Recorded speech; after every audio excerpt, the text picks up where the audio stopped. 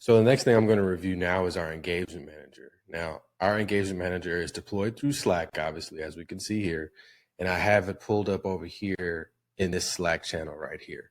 So the engagement manager acts as our spokesperson that communicates with our clients. And so what I've done is I've created a company knowledge base using the RAG pipeline in Vectorize.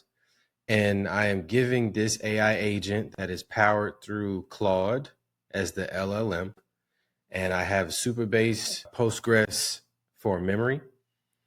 And what I've given it is the ability to analyze chunks of information that come back from the database based on a question that is submitted in this Slack channel. So someone posts a Slack message in here. What's going to happen is we're going to take that question, send that off to Vectorize, pull the relevant information from the database that's going to answer that question, give that to the AI agent and say, hey, answer this question with this context, and do it in under 30 words, 250 words, whatever that is, right? And reply back in Slack. So that's what this engagement manager is going to do. Over here, we can see that it's already done that for a few of these questions in here. We were testing earlier. After every client meeting, recordings are stored as well as transcripts are stored in a folder inside of a Google Drive that is a source connector for Vectorize, which means after every meeting, we record those. The transcripts goes into a Google Drive folder and it gets uploaded into our vector database using Vectorize. And so the cool thing about that is it's constantly up to date on what we know. And if there's anything that happens outside of a meeting, we just make sure we throw it in one of the folders. And then that data, whether it's a PDF, some sort of unstructured data, maybe some emails, whatever it is, we put that in the folder. It gets loaded up into our vector database. And so this engagement manager has access to that context. So this is version 1. The next version, what I'll be adding is more tools here. So one of the tools I'm going to add is a Slack tool that enables this agent to be able to send DMs and escalate. And the reason why we want to do that is to escalate questions it doesn't know to me or someone else in leadership, right? So this is the application of this. So if you had an onboarding buddy of some sort, that's what this could be, right? We're giving it access to standard operating procedures using Vectorize. And again, this can be also, instead of a node, this can be a tool, whereas we're creating agents that have agency, meaning they can plan, reason, and complete tasks on their own, as well as from an instruction from us. We give this agent agency. So, hey, go look inside of the Vectorize database when you see fit. So I'm going to give it to you as a tool rather than a step that goes and fetches the information, and then we give you the results of that fetching. So there's a million ways to do this, but version 2 will have that capability of just giving it access to Vectorize just as simply as a tool. And then what's going to have to happen is in the prompt engineering or the prompt design, we're going to have to specify, here's your tools list and here's when to use them. So what we're going to do is take a look at the configuration of these just so we can see how they are built, and then we can see the responses. Actually, we can see the responses over here, but I want to do a live example. But just to read, I want to show one where so this one I asked the question, what did we say we are going to start building in phase 1 for this client? So we're doing 3-phased approach for an AI transformation for this content creator. In the first phase, we've identified that the best wins for this person would be to redesign their website and then deploy an AI sales agent onto their website. And then the third piece would be to automate their email management. And so we're going to get into those examples. Engagement agent, and this same build from the backend perspective can be leveraged for the email automation. So we're going to look into that here in a second. But what we did was we discussed in a meeting what we said we were going to build in phase one, and I uploaded those transcripts into the database. And so the agent is going to answer this question with that information. So I come in here and it says, per our kickoff deck, which I uploaded, phase one starts with email management, website redesign, and the website sales agent. And so in this test, I told it to answer in under 30 words. And so this is why we see it's a very brief response, quick to the point. I like that, but I'm also testing to see what other lengths of responses that I think are optimal or good. So this one here, we have an automation that's every Friday sends in a weekly check. And here the AI agent writes in what we did for the week and then, provides any updates or anything like that. So that's what's happening here. Now, our client here actually asked a question and our AI agent responded to it based on the notes here. Absolutely perfect timing, 52 things. So yeah, she's asking about, some product ideas. And this is also a reference meeting that we had. So the agent has access to that. So we're going to do a live example after diving into the configuration a bit. So let's open this node up. This is the Slack trigger node. This is the credentials. I've renamed the credentials. This is how you load in your Slack here. The trigger is when a new message is posted into the channel. We can have other types of triggers here. This is the one that we use for this build. I know that there is something buggy with this that NNN I think is looking into, but this is supposed to work, which is when you mention the bot. So I named the bot Blake the AI coworker because that's what we call them here is AI coworkers. These are internal agents that help us become more efficient and optimize our workflows. And so here, if I were to go into Slack and mentioned, at Blake, right? So if this agent over here, that would be the trigger. But in this case, we're not doing that. We're just posting a message. So that's what we're going to do there. Here is the channel.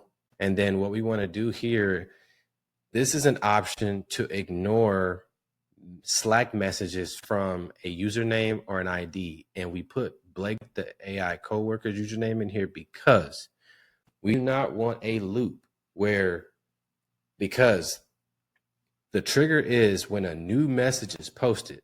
That's just a message, period. It doesn't matter the context of the message at all. So what's going to happen is I'm going to post a question. The bot is going to reply to that by posting a message. Well, what's going to happen is now the bot is going to answer its answer, and then it's going to answer its next answer and but it's going to keep going on a loop. So you have to ignore the messages that the bot sends. So that's what this is here. So then what happens next is we take that question and we send it in a post request to our vector database in Vectorize. Here's the URL for that, authorization, and then here is the JSON body request for this, for Vectorize. And in that, we are taking the text from the Slack message, right? So we're taking the question and pasting that here and sending it to it through an HTTP post request. Then the next step is send that question to Vectorize. Then we get the relevant chunks that are going to answer that question from Vectorize and send it back here to the agent. And what we do here in the user message is we take the question from Slack. That's what we're seeing here, new Slack message. The content is the results from the HTTP request to our Vectorize database. That comes here, right? So we tell it, answer the following question, right? Here's the question, here's the content, okay? But what's really most important though is the system prompt here, okay? So this is where our prompt engineering skills come in because we have to test this on a bunch of models and test the efficacy of the structure of this design.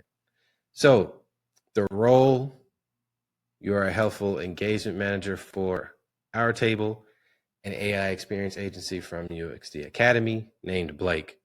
You communicate to the client, Coach Greg Adams, on behalf of Airtable. Your job is to help CGA's team with the following: answering questions about what we're building for CGA, providing status updates, and answering general FAQs from clients. Your guidelines, we always want to give it an innate in. We always want to give it the current date and time. Okay. So that's what we did here. And you can see that in the results. It's spitting out today's date and time. Okay. Tell it to keep your responses brief yet informative. Always look to answer questions in under 100 words, but no more than 200 words. No, let's just do that. Okay. For the format the message using Slack Markdown. So using this for bold, using the asterisk for bold. I gotta test something about that though.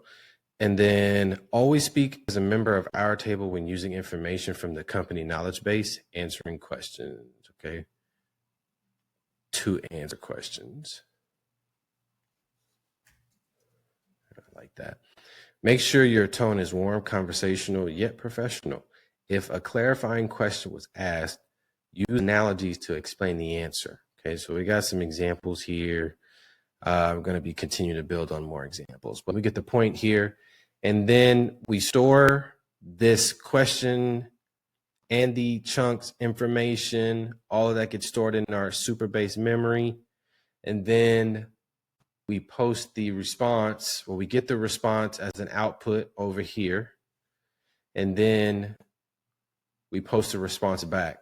So if we go to executions, we can look at our most recent successful execution here, and we'll see what that looks like.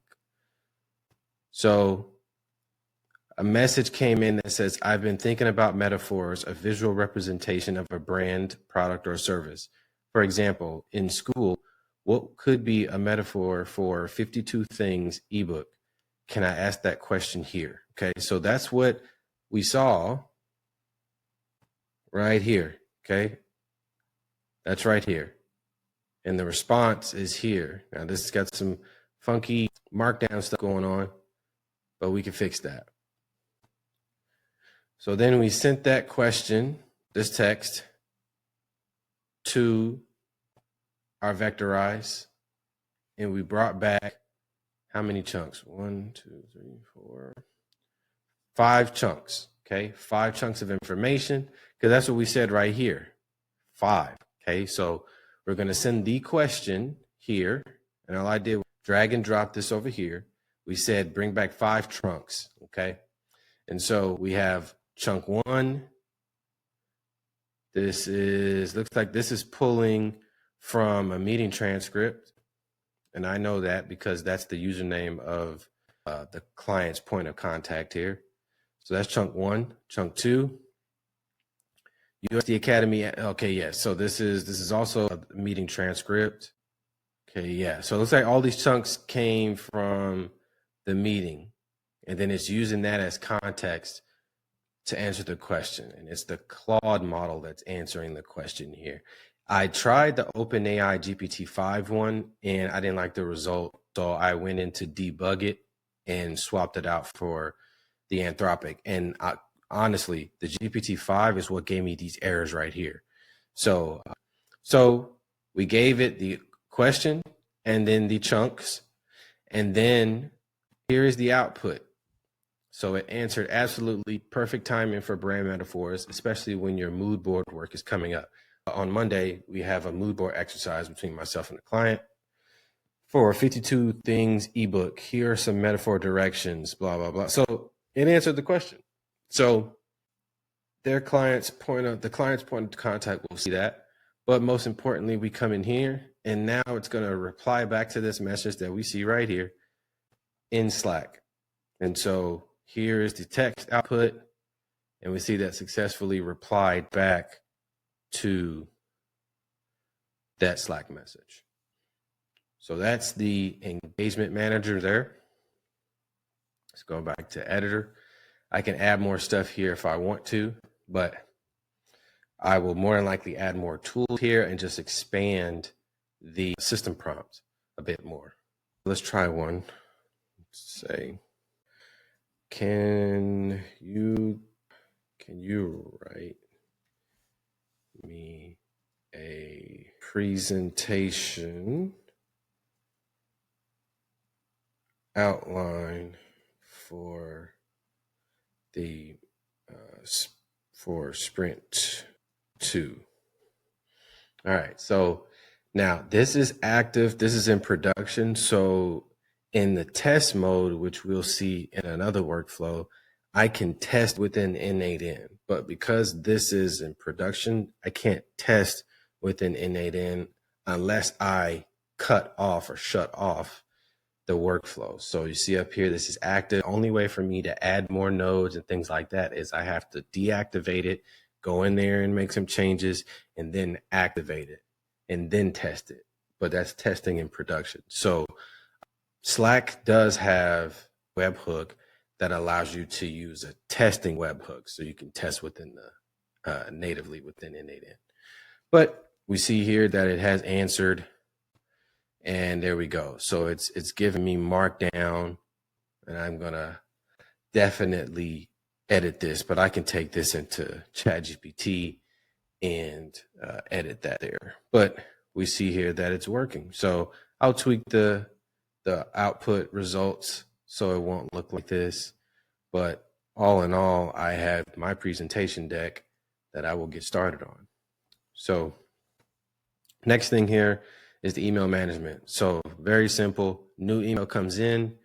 We save, I save some information about the email, as in the person's name, their email content, the message ID, thread ID, and then the, what is this? The message received here. Oh, it's because I took it. Okay. So we'll try this out. Let's do a test here. And let's see what new email came in. Delivered to me, received by, what is this? Let's close this up. Oh, okay.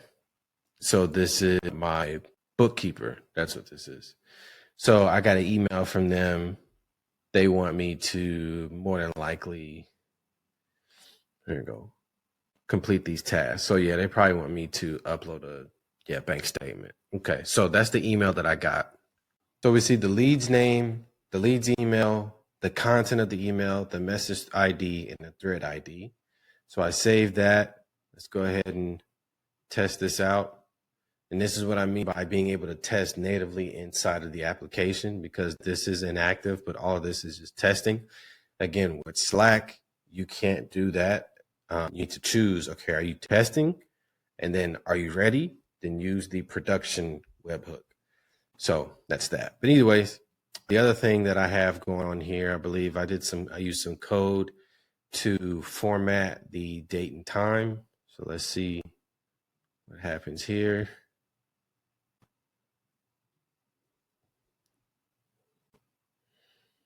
Okay, so what do we got? Extract the header from the first new email. Okay, let's see the header. Okay, that formatted date script didn't work, so I need to fix that. But we saved the information about the email, so that's great. So all we got to do now is run that email content through this classifier, and what's going to happen, it is going to classify whether or not it deserves one of these labels. Okay, so as you can see here, these are the labels that we use for our client. If somebody's asking for merch, business opportunities, content suggestions, coaching requests, testimonials or personal stories, or his money mindset group. So this gets ran through here. Now, this email that we saved, it's not going to be either one of these. So it's probably going to error out. So to confirm that, I'm going to add a new category and I'm going to say NA for this. When this email has nothing to do with Coach Greg Adams. Okay, so we're just going to do that. And so now we're going to send this data to the classifier, okay, and see what happens. So we're going to execute the step. And then sure enough, it hit the NA because it has nothing to do with Coach Greg Adams. Again, that email was from my bookkeeper, so it doesn't. And we could see that here. It only hit one branch, which was the not applicable branch. So that worked. So now what I need to do is add, okay, what do I want to do with that if it has nothing to do with it? I could do nothing, right? And just let that sit in the inbox. Or I could, maybe mark it as read or delete it, right? So, or if I want to create another label, I can have it go to this label. So that's what we're going to look at now is the label. So what it does, it takes that message that we saved, and then if it fits the criteria, then we're going to label it in Gmail with money mindset. And then what we're going to then do is take that email, give it to the agent right here. And here's the system prompt for this. Okay, so here's the role, here's the task. Here are the specifics. So these are the labels. Okay, so this is what you do if you come across these types of labels. And then here's an example of this. Okay, so I need to put the actual question here for the user, but you get the picture. So then I had a step here to just, based off of the conversation, what was the product that we were suggesting? It comes up with that label, and then we put that product suggestion plus the email, both the incoming and the outgoing email, onto a Google Sheet. So that also serves as a longer term memory, because we will build an agent that will reference that spreadsheet or picture that as an Airtable or a Notion or however you want to store information, right? We can give it the ability to leverage that. It will also be able to do that here, but this is more or less like keeping a physical transcript of all the conversations that the agent has. So this is the email management system. I'll debut this one here pretty soon. This is an assistant deployed through WhatsApp. So it's able to take text, audio, and image, transcribe it, and a sales agent will be able to respond back in WhatsApp. So this is a sales agent deployed through WhatsApp. So that's what I got. Thank you for taking the time to watch. I'll see you next time.